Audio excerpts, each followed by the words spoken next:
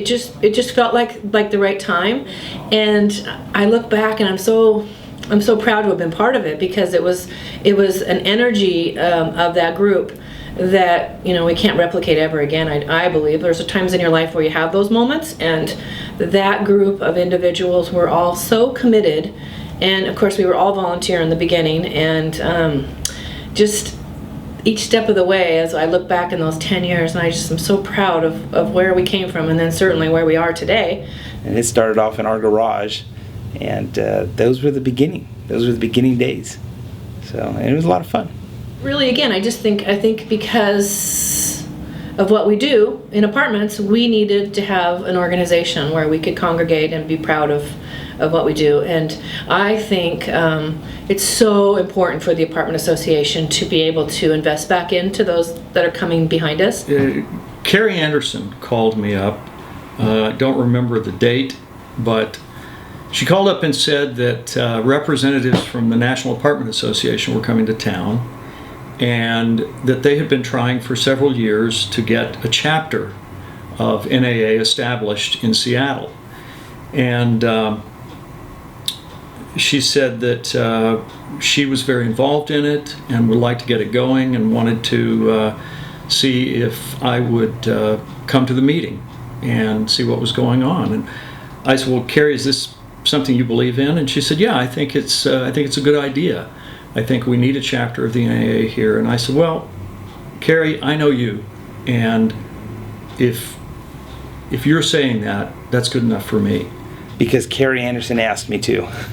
At the time, I worked for Equity Residential, and her boss, Bruce Levine, asked that we would get a little more involved in the industry, and that would we help set up and get the association going here in Washington. And I guess by assignment, we all were asked to do that, and it kind of grew and evolved from there. Well, we had several organizational meetings prior to actually chartering as an agency, and we had groups of, I remember the second meeting in particular, there was about 70 people there that were interested in starting this, and we kind of talked about what it meant and what it would take, and there was enough support and enough enthusiasm to take the next step, which was essentially forming the organization. And we decided, that there were going to have to be people that were going to be in charge of this thing, and there were a lot of people that were very passionate about it, and the most passionate people seemed to rise to the top and essentially volunteer, which is a big word with this association, is what we've always done, but volunteered to essentially lead the organization. I talk about that synergy that we all had. It was because we all had mutual admiration for not only each other, but the organization and the industry. The vision was always there, and it just took a lot of work. The interesting part about it is the friendships that were developed along the way. Here's a group of people that all worked with different companies at different times, different stages in their lives, all pulled together to volunteer their time to make sure that the association would succeed. And as a result of that, a lot of friendships were developed.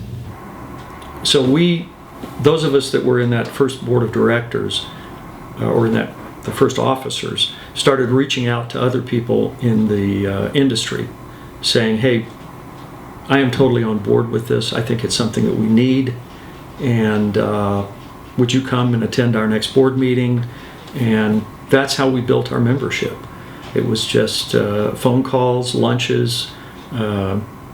We had John Gibson jump on board fairly early. And well, I had a phone call from Dick Clark and Carrie Anderson asking me if I wanted to be part of an exciting new association that was being formed, and I said absolutely. My first recollection of the association was when I got a call from Bill Austin asking me if I would be interested in serving as the head of the Government Affairs, the newly formed Government Affairs Committee. Joe got involved, and there's nobody like Joe. I will say this, I've told him many times he reminds me of Jimmy Stewart, but he has an authoritative way such that when he tells you something, you believe it. And the nice thing is, he's an honest man, so you really, he's going to tell you when he doesn't remember or doesn't know. But he has helped our organization and our industry tremendously. And he did not have the voice that he has now prior to WMFHA. As I recall, the first meeting that I actually went to was in either 2003 or early 2004 at the then offices of Equity Residential in the South Center area. And I served I have been serving as Government Affairs Chair ever since then. Well, my history really started with Dick Clark. He called me and said, there's this organization that started and it's really something special and you ought to come to one of the meetings. So, Dick always drugged me into everything. And so I did, and he was right. It was something really special. So after attending the meeting, I got sucked in, I got hooked, and I was asked to join the board. We started talking in those early meetings about where we wanted to go and what we wanted and what we thought other people wanted out of the association. So we sort of set some goals, and one of the first things that came out of those meetings were we knew we wanted education to be a big part of what the association was going to be. And so we immediately had contacted NAA and started getting materials about classes that they offered and how we would do those classes. And as a fledgling organization, there's no money to do anything. So we basically scraped out a plan of how agencies and how companies would join the association and what those fee structures would look like.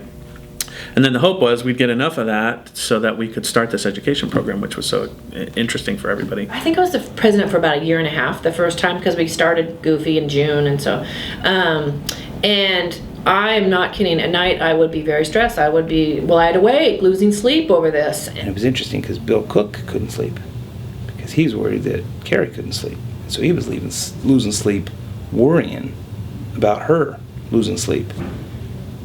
And I don't know, publicly, one of them got up, and I think it was Bill Cook, says, I can't sleep. I'm so worried about Carrie Anderson. But we worry about each other, and we take care of each other, and that was the best part. I'd have to say all of them have a heart of gold, and they really care about each other.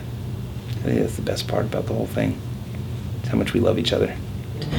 Bill Cook was always the person to calm me down and say, it's okay, don't stress about it. And he has that role, I imagine, in lots of people's lives because he has that personality. But it was really important for me to have someone to just say, calm down, Carrie, we're going to make it, don't stress about the money. And I don't recall the words, but I remember at a membership meeting he said something about trying not to have me be awake all night or something. Anyway, it came across kind of funny, but it just kind of replicated the whole time of that particular time. It was all about the stress of making it.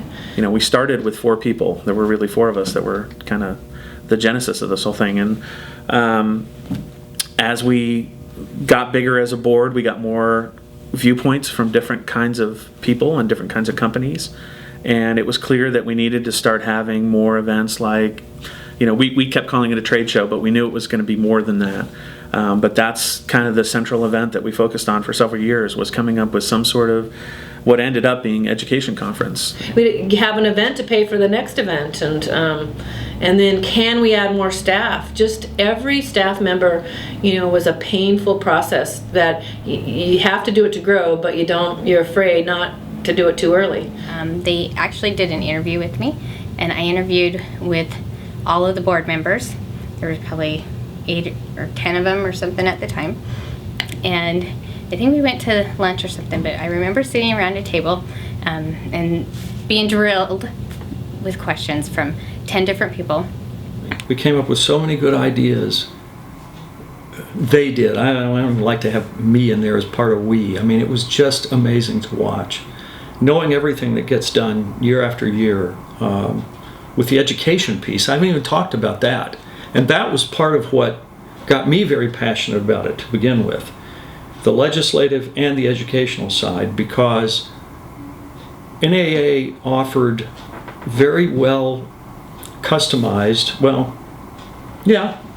customized to different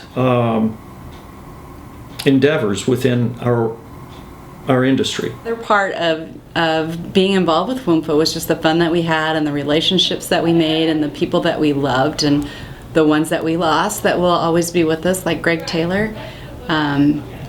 You can't replace those relationships, and those are people that will take with us all our life, and we wouldn't have had that either without this association. So that's very special. Working with Greg and Bill Austin during the planning of WAO very early on, we were trying to find a great format that worked for speakers and someone who could complement the wonderful Mike Scott.